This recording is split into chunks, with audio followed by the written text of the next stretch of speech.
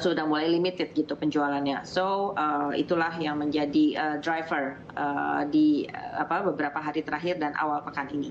Kita kembali ke persimpangan jalan, apakah kita bisa tembus level tersebut, kita maju terus onward 8.000 ke atas, atau ya kita selesai sampai di sini juga.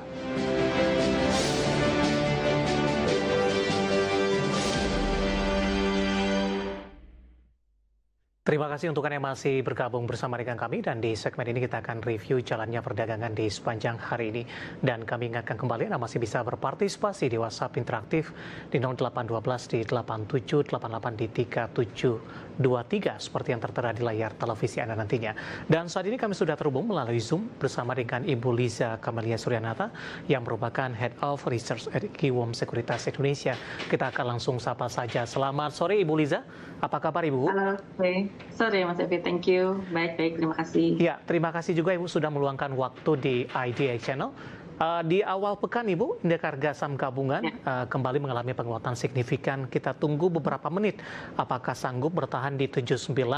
Apakah akan mampu menguat di atas 1% ini? Tinggal 1 poin lagi untuk menduduki level tersebut. Tapi sebelumnya, review pergerakan indeks harga saham gabungan usai mengalami koreksi dalam di perdagangan Senin lalu, Ibu, hingga mencapai 7.900-an.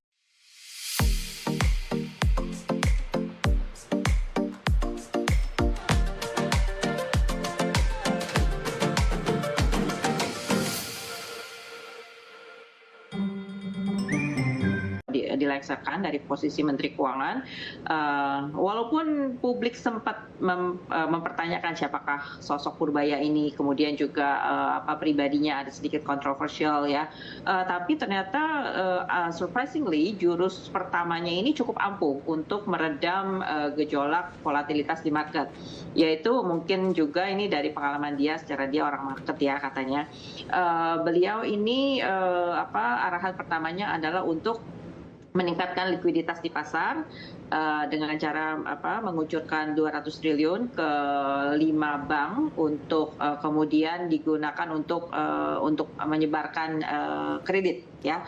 Nah ini likuiditas adalah sesuatu yang baik di mata pasar, dan kita lihat pasar segera welcome dengan itu. Terus kemudian juga kemarin weekend ternyata ada lagi sejumlah insentif atau paket stimulus dari pemerintah untuk kuartal 4, yang mana ini juga disambut baik. So asing yang tadinya juga banyak menjual ya, net sell besar-besaran apalagi di sektor banking, sekarang kita lihat pelan-pelan mulai masuk, walaupun jumlahnya masih minuscule dibanding net sell yang mereka lakukan.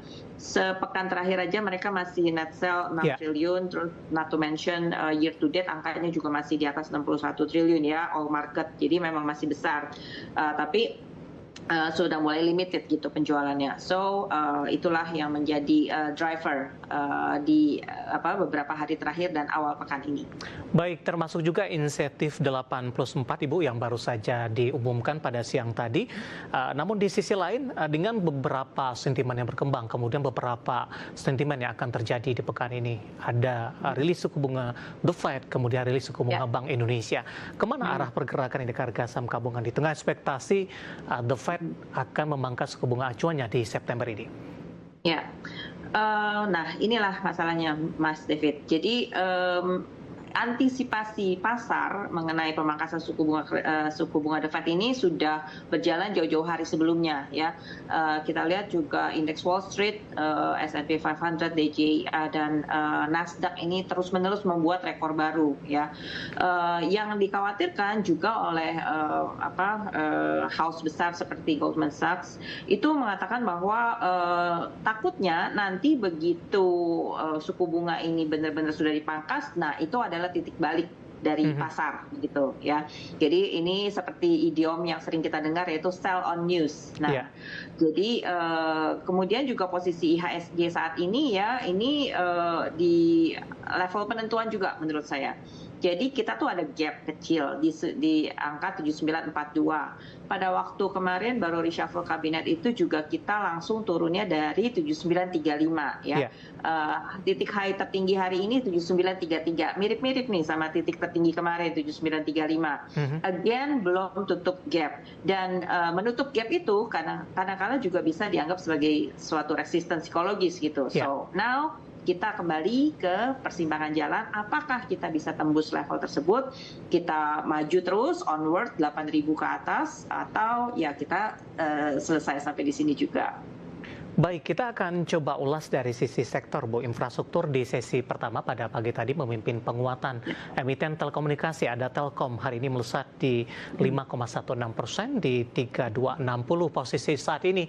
Besok akan melaksanakan RUPSLB, Ibu. Bagaimana analisis Anda penguatan signifikan yang terjadi untuk Telkom? Penguatan Telkom hari ini kelihatannya cukup cantik, Mas David, karena memang secara tren jangka menengah dia memang masih bergerak uptrend ya, di dalam patternnya itu berbentuk channel. Nah, hari ini breakout resisten MA yang cukup krusial di atas 3.200. Nah, ini sepertinya akan membuka potensi penguatan Telkom lebih tinggi lagi ke arah 3.300 target dekatnya. Kalau sudah lewat itu boleh average up dengan target kembali ke level previous high, yaitu sekitar 3420 sampai 3450, or maybe bahkan bisa mencapai target upper channel di sekitar 3600 sampai 3660-an. Baik, rekomendasinya Ibu? Di titik ini bisa buy atau average up kalau sudah punya sebelumnya. Baik, di 3260 penutupan hari ini menguat di 5,16%. Dari infrastruktur kita beralih ke keuangan, Ibu. Ini masih sangat menarik untuk kita bahas. Tadi juga Anda sampaikan terkait juga dengan penyaluran dana 200 triliun rupiah dengan beberapa pembagian kepada Bank BUMN Himbara.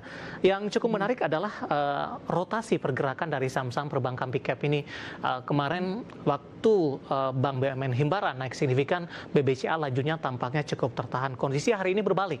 BBRI, Ibu, hari ini menguat signifikan. Tadi di sesi pertama sempat ke 4220, kemudian berbalik arah melemah ini. 4140 melemah di 0,96%. Namun dari sisi fundamental terlebih dahulu, Ibu, terkait juga dengan BBRI, banyak yang memperkirakan BBRI paling diuntungkan di antara Bank BUMN Himbara terkait juga dengan penyaluran dana ini. Bagaimana Anda melihat posisi BBRI, seberapa besar akan diuntungkan?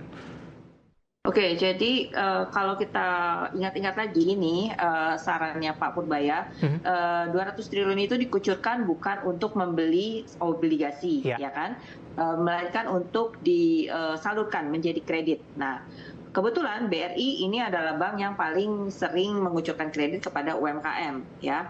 Nah, jadi ini dengan lebih banyak kredit disalurkan baik kepada korporasi maupun personal, ini adalah rumus dasar untuk menggerakkan roda perekonomian. So ya mungkin dari sisi angka juga BRI termasuk yang terbesar memperoleh kredit likuiditas itu 55 triliun, ya kan. Dan dari sisi model bisnisnya dia juga yang paling banyak menyalurkan kredit ke UMKM. So bisa dibilang demikian, memang BRI yang paling mendapatkan manfaat dari itu. Baik. Dari sisi teknika, kebetulan dari harganya ini mungkin salah satu alasan juga yang menyebabkan IHSG ini agak mogok di posisi mendekati resisten itu, ya. Karena persis di titik high hari ini dari BBRI 4220 itu adalah ada garis resisten, ya, yang terbentang dari high bulan Mei. Nah, ini memang cukup krusial untuk ditembus. Kenapa? Kalau 4220 itu bisa ditembus, maka BRI-nya punya kesempatan menuju 4450, balik lagi ke level previous high Mei itu tadi. Nah, sekarang karena kemarin doji, terus sekarang kemudian candle merah, ini menjadi ada potensi untuk reversal atau pullback sejenak. ke support yang terdekat yaitu di sekitar angka 4.060 sampai 4.000 ya. Baik. Nah, kemudian ada gap yang cukup besar ketika tanggal 10 September itu, ini ada gap di sekitar 3.890. Baik. Nah, mungkin juga tidak not necessarily harus ditutup, tapi ya itu support-supportnya.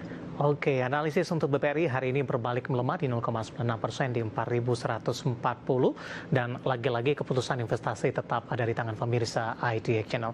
Ibu Liza, menarik, kita akan jeda terlebih dahulu. Nanti kita akan coba lihat saham-saham pilihan apa saja yang Anda rekomendasikan. Kami akan segera kembali sesaat lagi.